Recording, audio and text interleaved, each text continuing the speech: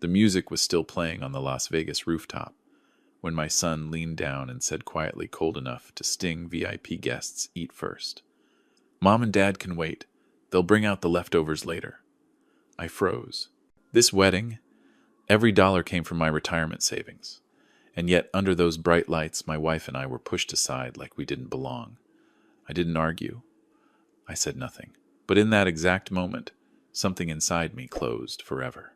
If you're following this story, please subscribe to the channel and leave a comment telling me where you're listening from. I truly want to know where you are, as you listen to a story about Las Vegas family and the choices that change everything. And now, let's go back to what happened right after the party ended. The music kept flowing, steady, flawless, as if nothing had just happened. I stood by the glass railing, looking down at the strip glowing below. Las Vegas at night has a way of making people forget reality. But that night, it only made everything feel more shameless. I held Mary's hand. Her hand was cold, slightly trembling, not from the desert wind, but from Julian's words, still hanging between us. No one around seemed to hear them. Or maybe they did, and chose not to. Evening gowns brushed past us. Laughter rose at the right moments. Wine glasses were filled to the brim, and we were quietly pointed toward the staff hallway, where the light was dimmer and no one took photos.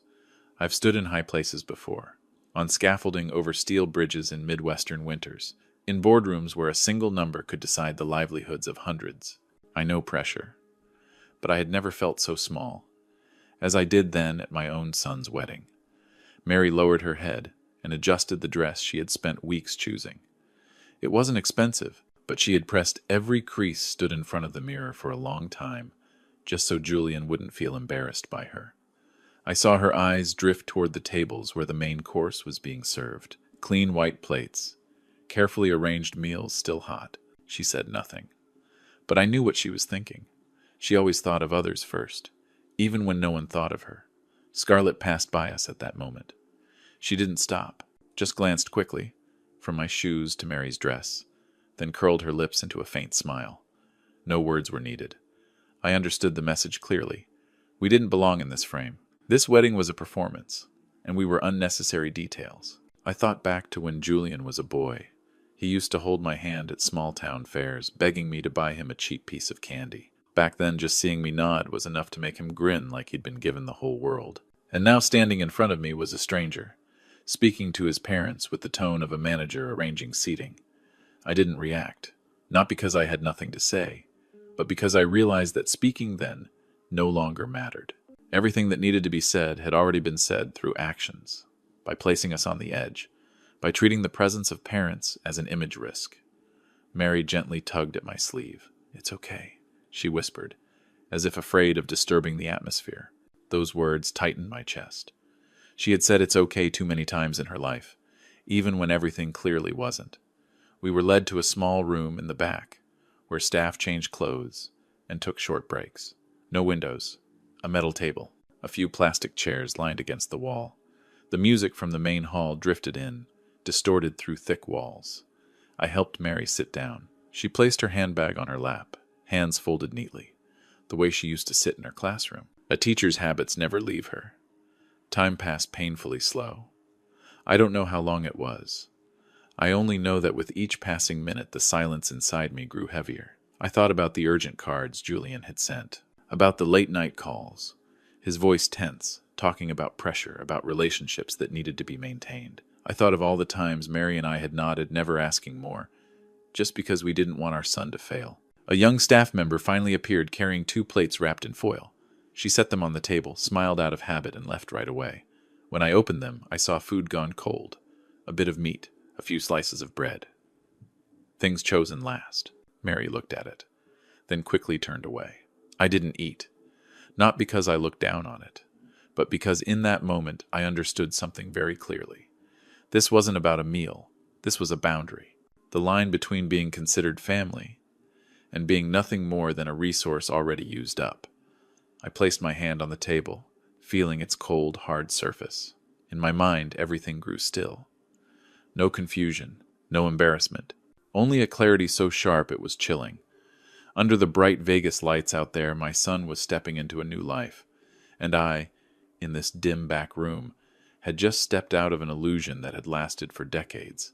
I sat in that windowless room for a long time, not because I was waiting for more food, but because I needed time for the pieces in my head to fall back into place. When you're pushed to the edge, that clearly old memories resurface in a different order, no longer softened by hope or the habit of making excuses. I looked at Mary. She was still sitting perfectly straight, hands resting on her purse, eyes fixed on the blank wall. She wasn't crying. She wasn't complaining. That made it heavier for me. She was so used to giving the best parts to others that even when she was left behind, she refused to become a burden. I thought about the first time Julian called me, his voice trembling, saying an investment had temporarily gone wrong. By then, he was already a grown man, well-dressed, articulate, confident. But in his voice, I still heard the little boy who was scared after breaking something at home. I didn't ask much. Mary and I sat at the kitchen table, took out paper and pens, and calculated every line carefully. We withdrew nearly all of our retirement savings, not because we had extra, but because we believed that was what parents were supposed to do. When the bank asked us to use the house we'd lived in for more than 30 years as collateral, Mary stayed silent for a long time. Then she nodded. She said a house could be bought again. But if our son fell, nothing could replace that. I signed the papers on a cold afternoon, my hand slightly shaking, still believing I was doing the right thing. Then came the next times. Emails marked urgent, short phone calls, always ending with, "I'll pay it back soon." I never thought about asking for anything in return. In my mind, it wasn't a loan. It was an investment in my son's future. I told myself that again and again. Meanwhile, Mary's life and mine slowly grew smaller. We turned the heater off earlier in winter, wore extra layers indoors. Mary stopped buying new books, borrowing old ones from the library instead. I fixed broken things instead of replacing them. Every time we saved a little, Mary would say, "Save it for Julian." That sentence became a habit, like a quiet prayer. Then Scarlett entered Julian's life.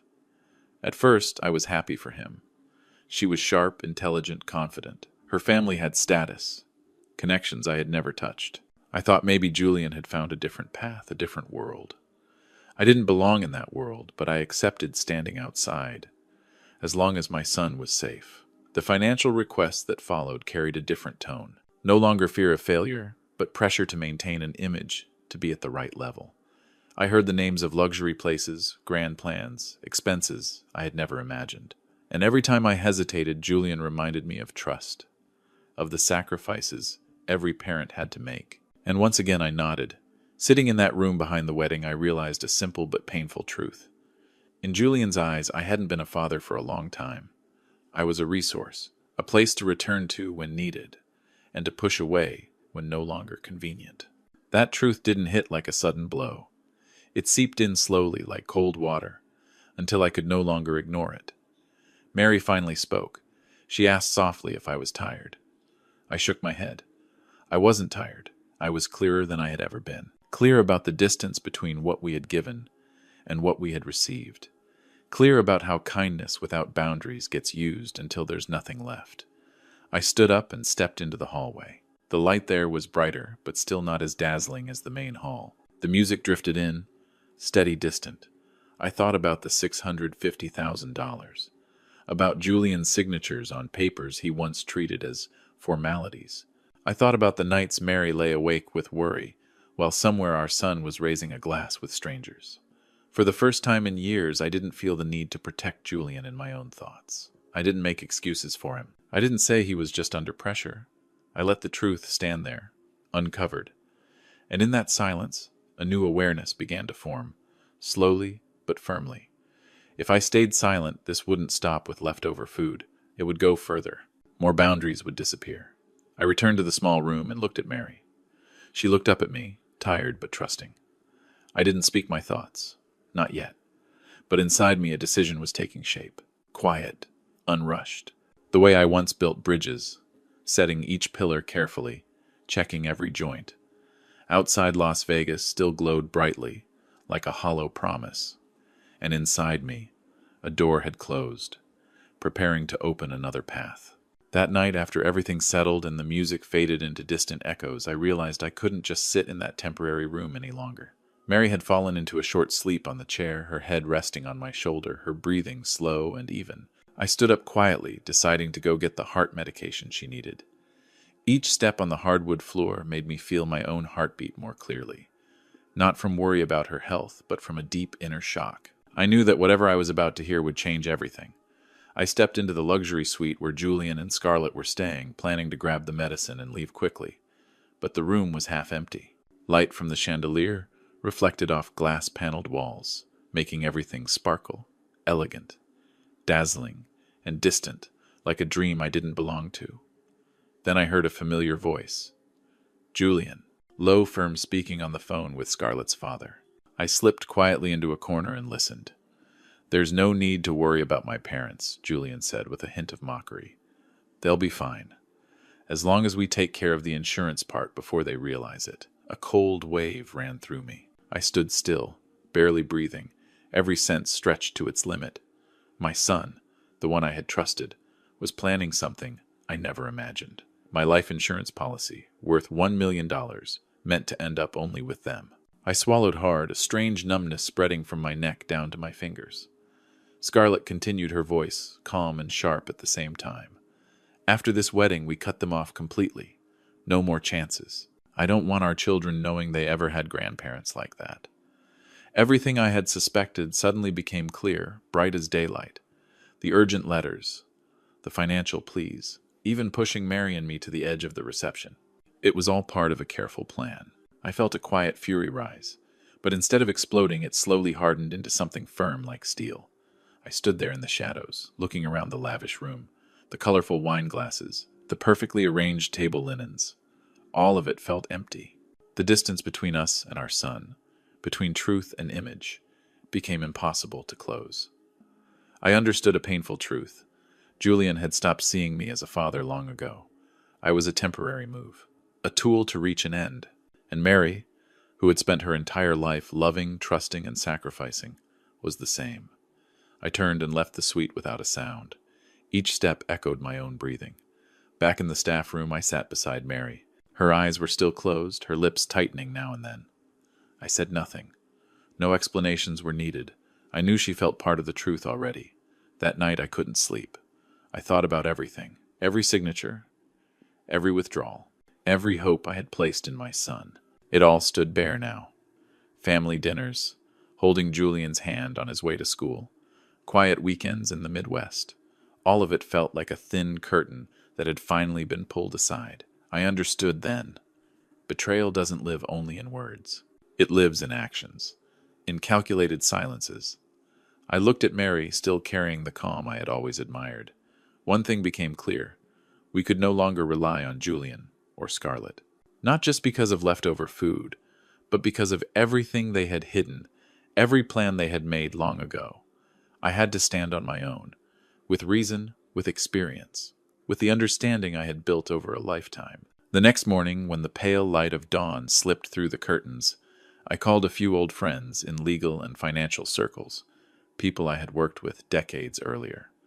I told them everything. They listened without judgment, and in their eyes, I knew they understood what I wanted. Not revenge, but protection, and a final boundary. I reviewed every document Julian had ever signed. Loans structured as conditional investments, not gifts. Commitments tied to the use of our retirement funds. Everything was still there. I realized that in every risk I had left myself an exit, a legal path Julian never noticed, and now I could use it to protect Mary and myself. The anger inside me was still there but controlled. I didn't need to shout. I didn't need confrontation. I only needed the right moment. I had learned that sometimes silence and careful observation are stronger than any sudden reaction. And in that silence I saw an opportunity to turn everything around, not with force or sharp words, but with clarity, integrity, and deliberate legal steps. Mary woke up and looked at me, worry filling her eyes. I simply took her hand, closed my eyes, and felt my heartbeat steady. I knew the road ahead wouldn't be easy. But this time we were no longer the ones left behind. We had seen the entire board, and now it was time to calculate each move, carefully without missing a single detail. In the quiet, pale light of the Las Vegas morning, I took a deep breath and told myself, everything will be put back in its proper place. But this time, I'll be the one doing it. Every action was measured, every boundary set. The quiet fury inside me had turned into preparation for what came next. a step that would not only protect us, but make Julian and Scarlett understand that deception in the end always has a limit. The next morning, when the pale sunlight filtered through the curtains of the hotel suite, I was no longer standing on the sidelines like a helpless observer. I had prepared through the night, step by step, detail by detail, so I could act without shouting, without noise. I looked at Mary. She was sitting in her chair, quiet but focused, as if she knew too. This time things were going to change. I opened my old leather briefcase, the one where I kept the contracts and agreements Julian had signed. They were not gifts, not blind sacrifices. They were conditional investment agreements. I had paid attention to them out of habit, the careful nature of a retired engineer, someone who always double-checks the numbers. Now they had become the strongest tools I had to draw a line. I turned each page, read every clause, and confirmed every violation Julian may have committed. There was no need to rush. Everything had to be precise. One email, one phone call, and the legal teams were ready. We wouldn't fight with emotion, but with facts, with the law, and with our own integrity. Everything had been calculated in advance. Once the timing was right, the effect would be immediate. I thought about the dinner the night before. Julian and Scarlett laughing, raising their glasses, enjoying the luxury we had helped finance. And us, standing outside eating leftovers. Something cold and steady rose inside me. Not sudden anger, but clear-headed resolve. This time I would turn the situation around in a way they couldn't deny. First, I sent a formal legal notice to Julian stating clearly that the funds taken from my retirement were conditional investment contracts, and that their ethical violations, abandoning their parents, pushing us to the edge of the reception, and exploiting those funds, had triggered the terms immediately. I watched the seconds pass, feeling the tension in my body, but my hands didn't shake. Each step was careful, exact, like reviewing a steel bridge design one final time before approval. Right after that, I contacted the bank and the asset managers connected to their Las Vegas penthouse. One call, a few lawful documents, and every guarantee I had once provided was withdrawn. I didn't do this out of hatred. I did it to protect what was ours, to set boundaries, to make Julian and Scarlett understand that treating parents as collateral or as an endless source of money is a serious mistake. Within hours, the results began to show. Their credit cards were declined. Property service accounts were temporarily frozen. I followed the updates, but I felt no pleasure, no satisfaction. What I felt was relief. Relief from being pushed aside. Relief from watching Mary treated like a secondary guest in her own family. Julian and Scarlett didn't know any of this yet. They were still preparing to board their private flight, believing everything was under control. The luxury, the confidence, the faith in money and influence. All of it was quietly collapsing without their knowledge. I pictured it in my mind and felt something unexpected. This wasn't personal victory. It was proof that integrity, clarity, and right decisions eventually prevail. Mary turned toward me, her eyes filled with concern and curiosity. I simply smiled softly. I said nothing. No explanation was needed. I had learned that sometimes silence paired with precise action speaks louder than words. That night I sat by the suite window looking out over the city lights. Every building, every street seemed to remind me how fragile illusions can be. Julian and Scarlett believed they could control everything, but they had overlooked one basic truth. Kindness is not unlimited, and when you use someone else's kindness as a tool for your own goals, one day the law and careful preparation will answer back. I thought of the nights Mary stayed awake, the hours I spent calculating every dollar, every decision, and I realized none of it had been wasted. We had planted a seed for fairness, and now that seed had begun to grow. I felt my breathing slow. My mind was calm but alert. No fear, no sense of abandonment, only readiness for the next steps. Not rushed, not emotional, just lawful and precise. I knew that in time Julian and Scarlett would face the consequences, not through force, but through a reality they never expected. When everything was in place, I looked at Mary and spoke quietly, my voice steady. We won't be standing on the outside anymore. Everything will be put where it belongs. She smiled, gentle, trusting. And in that moment, I knew we had truly reclaimed our place, not just as parents, but as people who decide the course of their own lives. And there, under the bright lights of Las Vegas, I understood something clearly. Victory isn't revenge. It isn't satisfaction. Victory is transparency. It's being respected. It's standing firm through preparation, experience, and integrity. Julian and Scarlett will learn that, in a way they cannot deny. And we will move forward, no longer the ones left behind. The next morning, Las Vegas still looked bright and dazzling, but for Mary and me, the world had changed. We were no longer the ones left behind. We knew that Julian and Scarlett, who once believed they could control everything, were now facing limits they had never imagined. I felt no satisfaction, only a quiet sense of peace, as if a heavy weight had finally been lifted from my shoulders. Mary sat beside me, her hands neatly folded on the table. She was calm, but in her eyes I saw care and pride. I took her hand and stayed silent for a long moment, just feeling our heartbeats, our breathing. The world around us was still noisy, still rushing, but in that moment we had reclaimed our safety and control over our own lives. Julian came to the modest hotel where we were staying, after all guarantees and loans had been withdrawn. He shouted, his face tight with panic, but I remained calm. I stood straight and looked him directly in the eyes. I didn't need to yell. I didn't need to explain or scold. I said just one sentence, slowly, evenly, because you made us wait for leftovers. I decided it was time for you to learn what life feels like when all the luxury is gone, and only what remains is left. Julian froze. I saw the color drain from his face, his legs weaken, his mouth open. But no words came out. Scarlett stood behind him, silent, her eyes flashing with fear as she realized everything was no longer under their control. There was no shouting, no confrontation, just silence, and firm, lawful actions that placed them somewhere they had never expected to be. I didn't need to retell the past. I didn't need to list their mistakes. The documents, the contracts, the legal steps did that for me. Julian and Scarlett understood that greed and treating parents as disposable cannot last forever. In that moment, I saw clearly that justice is not punishment. It is the restoration of natural order, a principle I have believed in my entire life. We didn't want to destroy them. We didn't want to take everything away. We simply made one thing clear. Deception and exploitation have limits. Through preparation, experience, careful observation, and timely action, we set a firm boundary.